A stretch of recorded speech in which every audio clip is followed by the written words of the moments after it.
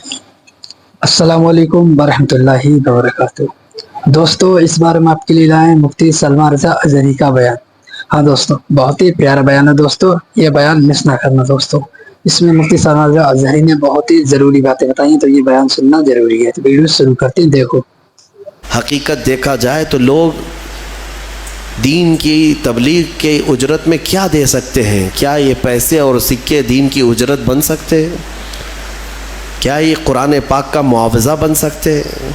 علماء ذوی الاحترام اور خصوصاً دعات کو یہی چاہیے کہ انبیاء اکرام کی سنت پر عمل کریں، اپنی اجرت اور اپنا اجر اللہ کی بارگاہ میں لینے کی تمنا رکھیں۔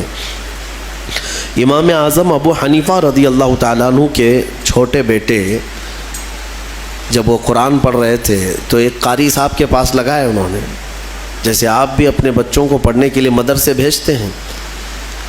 تو سننے میں یہ آیا کہ امام اعظم کے بیٹے کو ایک قاری صاحب نے ناظرہ قرآن پڑھایا۔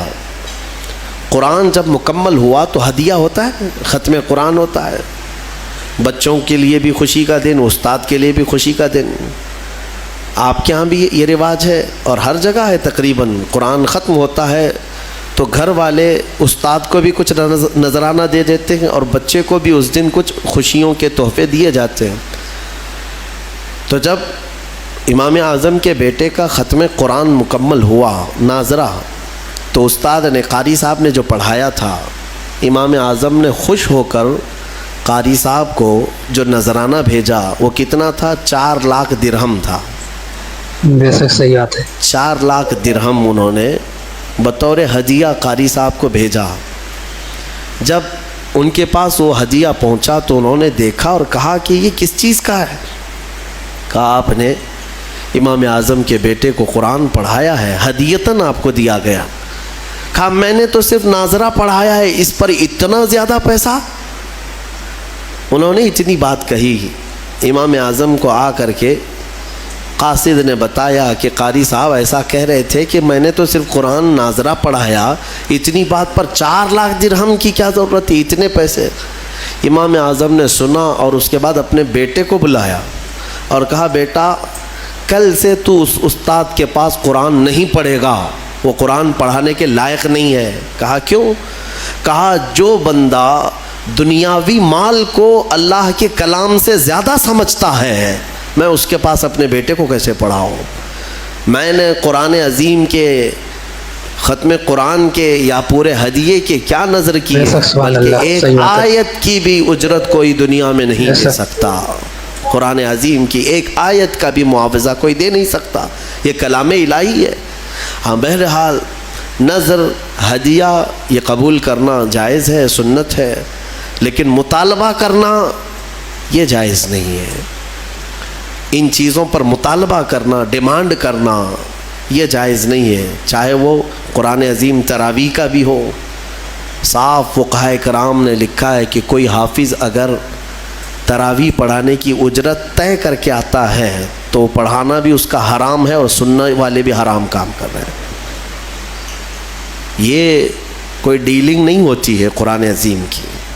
ہاں ختم قرآن وہ بغیر اجرت کے یا بغیر کوئی نذرانہ طے کیے آیا، تراویح پڑھایا ہے، لوگوں نے خوشیوں میں اسے ہدیہ اور نذر پیش کیا تو بالکل جائز ہے، لیکن مطالبہ کرنا ناجائز ہے۔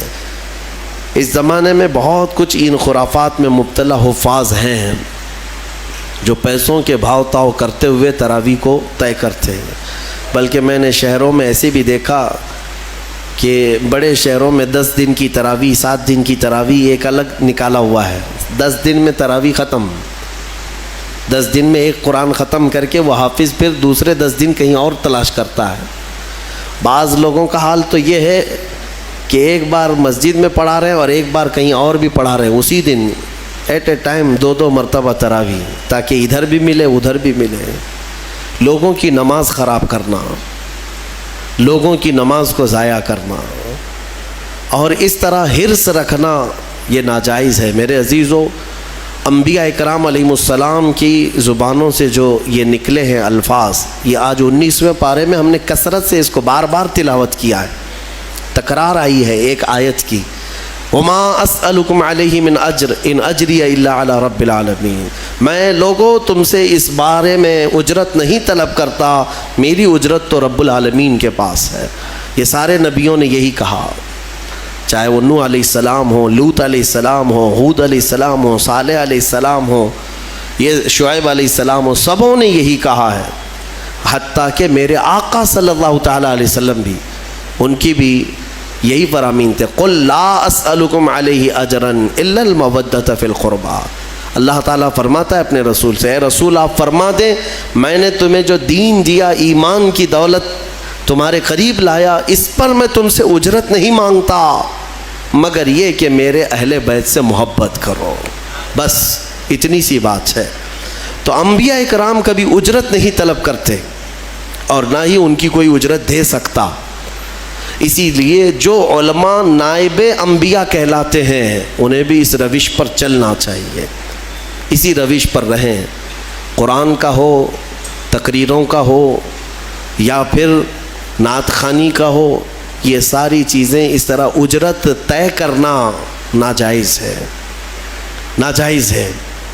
دین بیچنا، امام غزالی رحمۃ اللہ تعالیٰ علیہ نے لکھا ہے کہ وہ عالم جو کسی دنیا داروں کی محفل میں جاتا ہے اس لیے کہ تھوڑا دین ان کو دوں گا تو وہاں سے پیسے ملیں گے، وہاں سے پیسے ملیں گے، کسی دنیا دار کے پاس جاتا ہے تو امام غزالی فرماتے ہیں وہ عالم اس مکھی سے زیادہ غلیظ ہے جو پخانے پر بیٹھتی ہے، اس مکھی سے زیادہ غلیظ ہے کہ اس نے دین کو دنیا داروں کے سامنے بیچنے کی غرض سے حاصل کیا۔ اور میرے آقا صلی اللہ علیہ وسلم کی حدیث پاک ہے کہ ایسا بندہ جو دین کا علم اس لیے حاصل کرتا ہے کہ اسے کچھ دنیا مل جائے، اسے کچھ پیسے مل جائے، مال مل جائے، حضور اکرم صلی اللہ علیہ وسلم فرماتے ہیں ایسے شخص کو دین کا علم سکھانا خنزیر کے گلے میں موتیوں کا ہار ڈالنے کے برابر ہے، خنزیر کے گلے میں موتیوں کا ہار ڈالنے کے برابر ہے، کیونکہ خنزیر غلیظ جانور ہے اور اس کے گلے میں موتیوں کا ہار ڈال دیں تو وہ خوبصورت نہیں بنتا۔ اسی طرح دنیا دار کو جو صرف مال کی ہوس میں رہتا ہے، دین کا علم سکھانا ایسی ہی ہے، فطرت غلیظ ہے، وہ دین کو لے کر کرے گا کیا، بیچے گا۔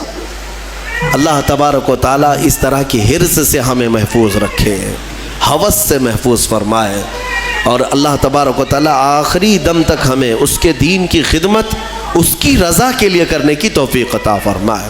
سورہ شعراء کے بعد ہم نے سورہ نمل کی بھی تلاوت کی ہے۔ ایک آیت میں تمہیں چلتے چلتے عرض کر دوں، خاص طور پر نوجوانوں کے لیے آج ضرورت ہے، سورہ فرقان کی شروع کی آیتیں، اس میں اللہ تعالیٰ فرماتا ہے قیامت کے دن کچھ لوگ ایسے پکڑے جائیں گے، قیامت کے دن کچھ لوگ ایسے پکڑے جائیں گے کہ جن کا جرم کیا تھا وہ میں آپ کو بتاتا ہوں۔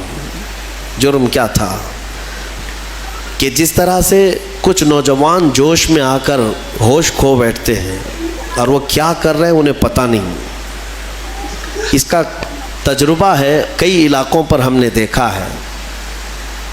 جوش میں تم بپھر کر باہر تو آ گئے لیکن کس کو مار رہے ہو، کس پر پتھر برسا رہے ہو اس کا کوئی ہوش نہیں، کس غرض سے آئے ہو یہ بھی پتہ نہیں، تمہارا مطالبہ کیا ہے یہ بھی نہیں معلوم، قیادت کو تسلیم نہیں کرنا ہے کسی کی۔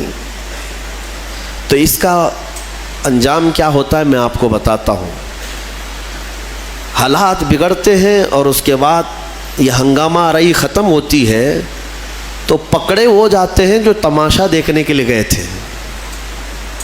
ہاں اکثر ایسا ہوتا ہے کہ وہ لوگ پکڑے جاتے ہیں، بعد میں وہ کہتے رہتے ہیں میں تو سامان لانے دکان پہ گیا تھا پولیس مجھے پکڑ لے گئی۔ کوئی کہتا ہے میں تو منگنی میں جا رہا تھا، میں تو ولیمے میں جا رہا تھا، میں تو دعوت میں جا رہا تھا، وہاں سے گزرا، دیکھنے کی غرض سے کھڑا تھا، میں پکڑا گیا۔ یہ باتیں جو آتی ہیں میں آپ کو بتاتا ہوں قرآن پاک کی آیت۔ اللہ تعالیٰ قرآن میں فرماتا ہے یا ویلتا لیتنی لم اتخذ فلانا خلیلا، کچھ لوگ قیامت کے دن پکاریں گے اے کاش میں فلاں کی دوستی نہیں کیا ہوتا تو کتنا اچھا ہوتا. صرف دوستی کرنے کی وجہ سے کچھ لوگ جہنم میں جا رہے ہوں گے. تو سنا آپ نے مفتی سلمان رضا ازہری کا کتنا پیارا بیان تھا دوستو, اور ان کے بیان سے ہمیں کتنی باتیں سیکھنے کو ملی ہیں. تو دوستو ایسے ہی بیان دیکھنے کے لیے ہمارے چینل پہ بندے رہیں, چینل کو سبسکرائب کر لیں, ویڈیو کو لائک کریں. ہم آپ کے لیے ایسی ویڈیو لاتے رہیں گے. ملتے ہیں نیکسٹ ویڈیو میں.